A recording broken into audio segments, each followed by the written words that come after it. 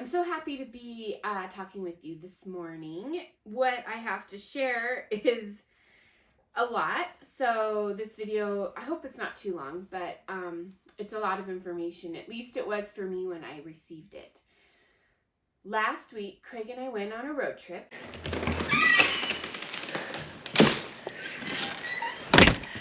Let's go on a road trip today.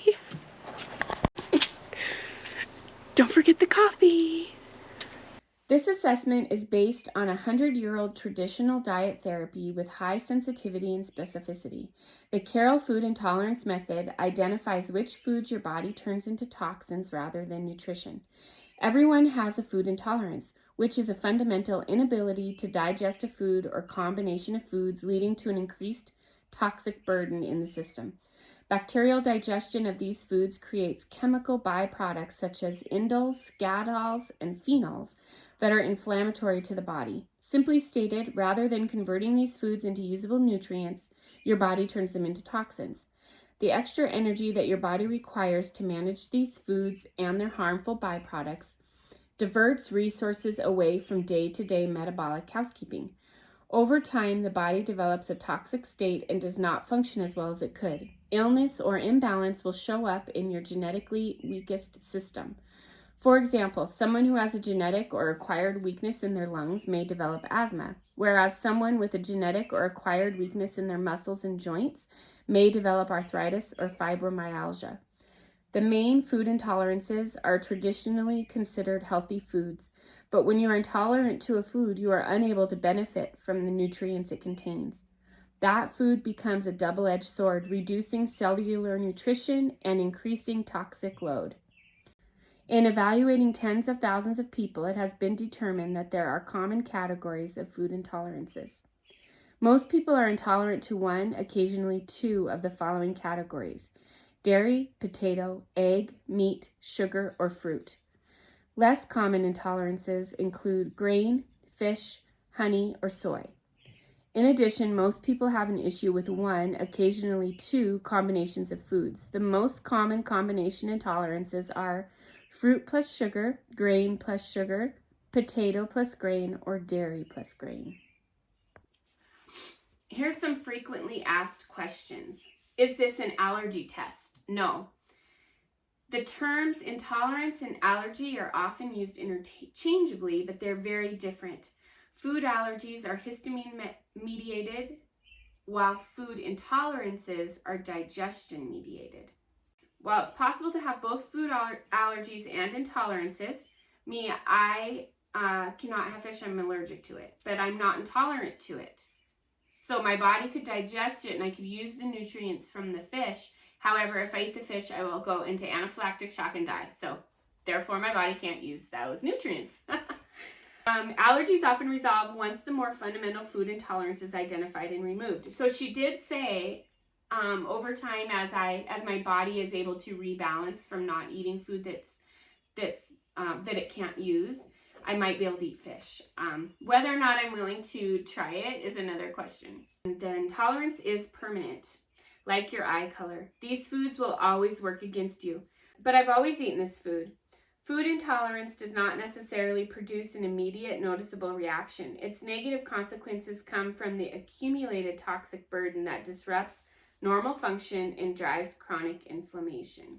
Last week, Craig and I went on a road trip and we went over to Spokane, and we had made an appointment to see a naturopath doctor there, Dr. Tish.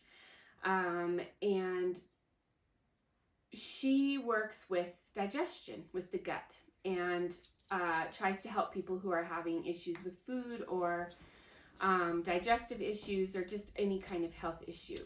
Before we went over there, they mailed us some papers that we filled out, and in those papers we had listed things that we had concerns about, issues that we needed help with, and then she proceeded to help us. So I will go over that with you.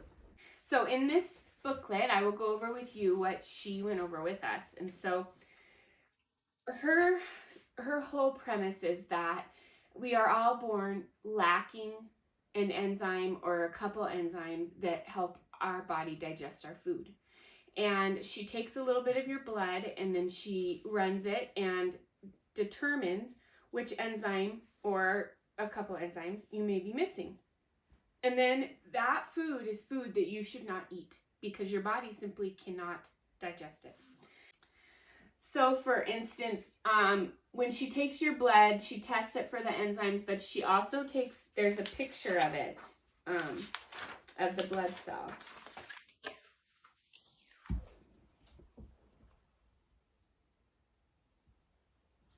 So what you want this picture to look like is this cell to be dark red. Makes sense, blood cells are red, right? It should be dark, a dark, dark red. See this white? There should be none of that. None of these white patches should be within the blood cell. And see these black lines? They should all touch each other. So they should be like a trail kind of, and all be touching each other. And they should be very, very dark. So what this picture tells us is what I've been eating hasn't been feeding me on a cellular level, right? My blood doesn't look very healthy in this picture. This one is Craig's, and this one is mine. So when you see them, you can see his is much more red, and the black lines are much darker. So that was interesting. I think it's just information, but it's very interesting. She said that every single person that comes to her to have this done, when they write on their paper, one of the things that they'd like to change is that they're really tired. She said probably almost 100% of the people, 99.9% of the people out her window are tired. We just go through our day feeling tired and run down. And one of the things Craig had noticed was after he ate food, he would feel so tired. There's a certain percentage of energy that our body needs in order to digest our food. And then we use energy to think for our brain power. And then we use energy for our muscles to move ourselves. So when your body is eating food that it can digest because it has all the proper enzymes in your gut and it's digesting and working and percolating, you're using 15 to 20% of your energy to do that after each meal. If you are eating foods that your body can't digest, it has to work harder. So it is going to dump more energy into your gut to digest that food.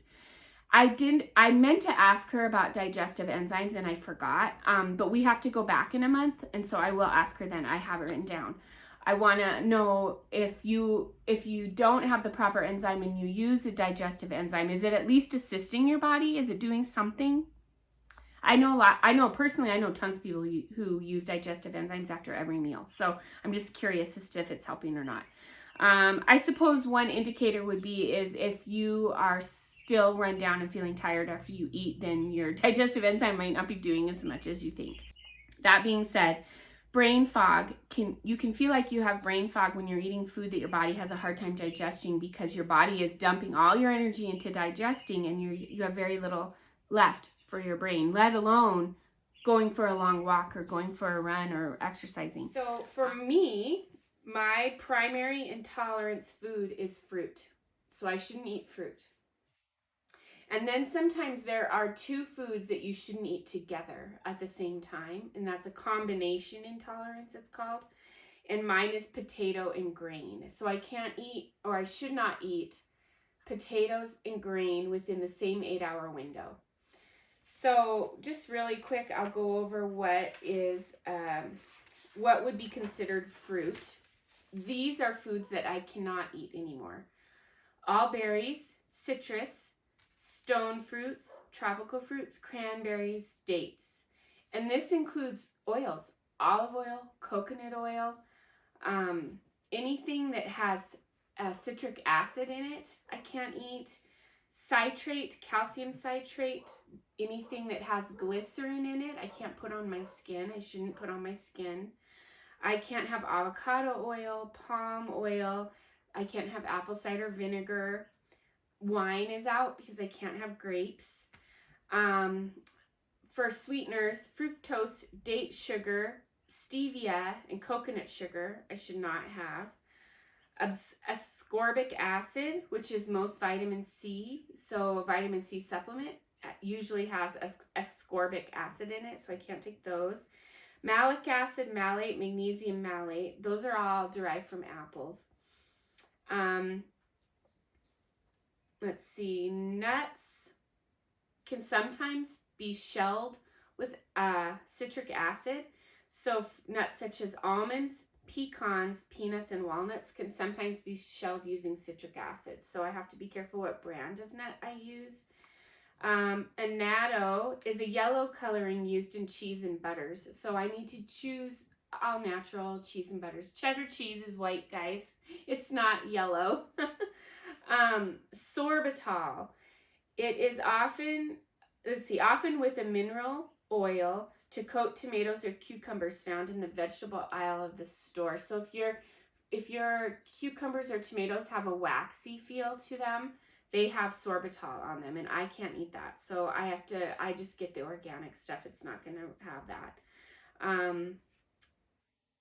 Vitamin A, palmitate is used to fortify milk and cereals. So I just have to read ingredients is what that boils down to. And vegetable glycerin is a palm oil. So I can't use glycerin. So first she did Craig and his intolerance, and he cannot have dairy and fish. We don't eat fish because I'm deathly allergic to fish. I mean, I could die, so we don't eat fish. Dairy's a little harder for him. He loves butter. He loves butter to cook with. He loves butter on his popcorn. He loves butter. And he likes to put heavy cream in his coffee. So switching to black coffee is a little hard for him, but it's not impossible. He can definitely do it. Dairy is in a few things. I have found it's not as in as many things as fruit derivatives are. So this has been quite daunting, to say the least. When Dr. Tish was going over Craig's intolerance with us, I was actively listening and engaging and really trying to understand and paying attention to what, the list was that he shouldn't have. She went over the 2 foods he should not eat together within 8 hours, and that is fruit and sugar. So she said basically the easiest thing to do for his combination intolerance is just cut out sugar. And she does not consider maple syrup or honey sugar, and that's really the only sugar that we eat here, if we eat sugar at all. So that one wasn't quite so bad, and he can still have fruit. So any of this stuff that's on my list of things that I have to avoid, he can do. He can have that. When she got to mine and was going over all this, and I'm asking questions and she's writing notes, I found myself getting very overwhelmed. Several times I realized that I was sitting there and I was watching her and I was looking at the paper, but I wasn't listening. And I had to say to myself, oh, turn on your listening ears. You got to be listening because this is important. And what if I had a question? I was just missing information. She recommends doing hydrotherapy, which is something they provide at the clinic, but you can also do it at home. And so she went and got the paper that shows how to do it at home, and I missed the entire thing. She walked Craig through it step by step. I was sitting there. I was sitting right next to Craig and her, and I missed all of it. The only thing I remember her saying is, you need a wool blanket. I mean, I was just so overwhelmed at what the future holds, this is just a really big deal. And for me, I know that you can go and you can have this done and then you can just go home and eat the fruit. I know that's a possibility for sure. It was not a cheap thing to do. It was costly. It cost our time and it was expensive. And for me, it's information. It's answer to some of the questions that I had about what was going on with myself. So I guess I'm just not really willing at this point in this so soon, it was just last week. I'm not willing to just throw away all this information and eat the fruit. We got home it was late Tuesday night, and I needed to take a shower, and I was reading the ingredients of my shampoo, my bar of soap, my face lotions and oils, my deodorant, my toothpaste, and I couldn't use any of it. Finding lotion without glycerin in it, let alone without coconut oil or olive oil or avocado oil or palm oil, some kind of jojoba or something like that, I haven't found it yet. Luckily, we had stopped at the co-op in Missoula on the way home to get some food, and I decided, you know what, I'm just going to look real quick and see if I can find a toothpaste we can use, and we did find one. I think, though, we found a toothpaste, but I think it has glycerin in it, if I remember right. We were trying to avoid the carrageenan for Craig because that's a fish derivative, but I think it does have glycerin. And then I looked around for soap. I couldn't find any lotion. I looked around for soap, and I found a lye-based soap, lye and lard. So when I got home and I couldn't use anything in my shower, then I couldn't find the soap I had bought at Co-op. I swear, you guys, I just about sat down on the stairs and just had a mental breakdown, just crying and crying. Craig he doesn't understand the feelings that I get about this kind of thing. To him, food is just food, and it doesn't even matter, really. He doesn't think about it the same way I do, but to me, it was like something died. That's how I felt, like a part of me died, and now I can't do this. I can't eat these things. I can't have these things. And so it's just been really hard. This has been really hard. The advice that I have for you is just don't go do this, to be honest.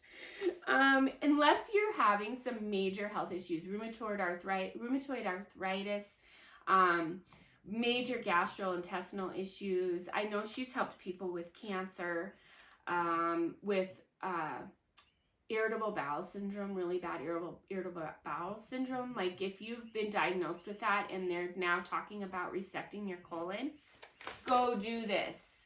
I mean, this could save your life. It could. It really could. The stories that she told us are amazing. It really can change your life if you are really struggling. But if you're getting along and you're really not struggling, but you just are overweight and you just are battling your weight, I would cut out flour and sugar first and just see how you get along. This is pretty overwhelming. This is really extremely overwhelming.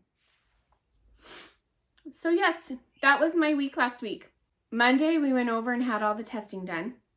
Tuesday, we had the results. I had a migraine all day long, and we had to drive home.